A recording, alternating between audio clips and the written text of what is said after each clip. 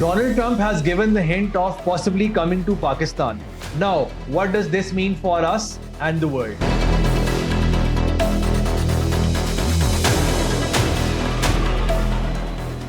Hello everyone, my name is Shahrukh and today we will unfold Pakistan's diplomatic posturing and positioning in light of the US-Iran tensions. US President Donald Trump ने ये signal किया है कि वो पाकिस्तान आने का consider कर रहे हैं और साथ साथ आपने ये भी देखा होगा कि फील्ड मार्शल आसिम मुनीर उनकी एक बहुत फेवरेट पर्सनालिटी बनते जा रहे हैं. इनफैक्ट उन्होंने अपने स्टेटस में भी लिखा हुआ था कि he the guy is fantastic and plus he speaks very highly of him and seems to be very fond of that individual. Now what does this mean for Pakistan? This means कि पाकिस्तान का जो role है it is not just as a strategic ally but it is turning into a global mediator. और इसके साथ साथ US president का ये कहना पाकिस्तान के लिए ये सिग्नल दे रहा है कि उनका पाकिस्तान के ऊपर बहुत ज़्यादा कॉन्फिडेंस है और उनको उम्मीद है कि यहाँ से कोई पॉजिटिव आउटकम निकलने के चांसेस हैं. अब बहुत ज़्यादा इंटरनेशनल ऑर्गेनाइजेशंस या क्रिटिक्स या चैनल्स ये कह रहे हैं कि पाकिस्तान ने जो टॉक्स होस्ट की थी, जो इस्लामाबाद अकॉर्ड्स का नाम दिया जा रहा है जिनको, those talks failed and they did not achieve the desired objective.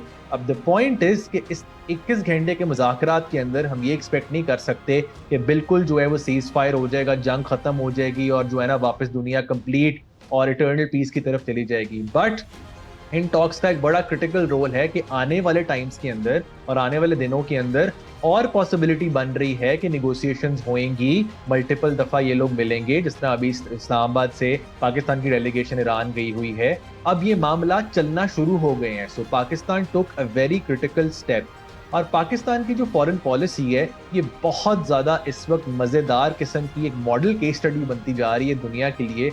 और जो इनकी डिप्लोमेटिक पोजीशनिंग है और ख़ास तौर पे सिविल मिलिट्री बैलेंस के साथ साथ आपने देखा होगा जो रोल आपके फॉरेन मिनिस्टर, आपके प्राइम मिनिस्टर, आपके chief of defence forces same page पर आके पाकिस्तान को डिप्लोमेटिकली दुनिया के सामने किस तरह से पोजीशन कर रहे हैं. दिस मीन्स कि Pakistan will now serve as a global hub for peace and negotiations.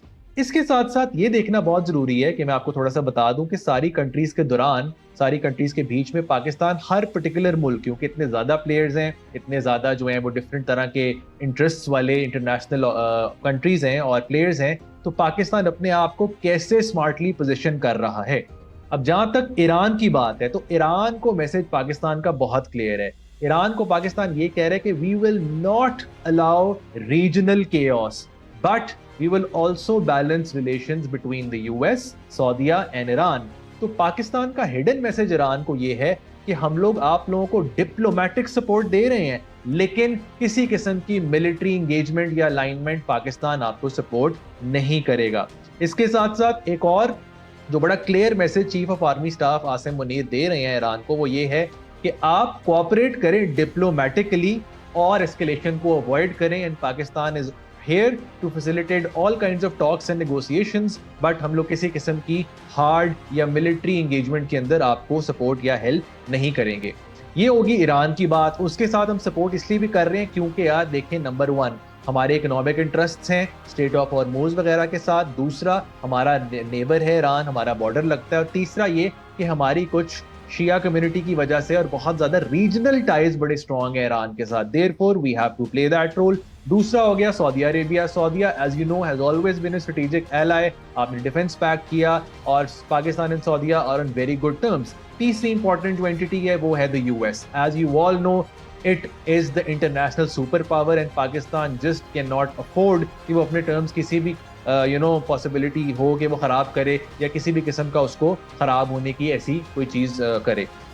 So overall हम देख रहे हैं कि पाकिस्तान का जो फॉरेन पॉलिसी पोस्चर है और ट्रंप ने जो सिग्नल किया है और जिस तरह वो चीफ ऑफ आर्मी स्टाफ के बारे में बोल रहा है, पाकिस्तान का स्टांस बड़ा क्लियर है. It is trying to balance everyone and not committing to anyone. So commit to none and try to balance everyone. Thank you.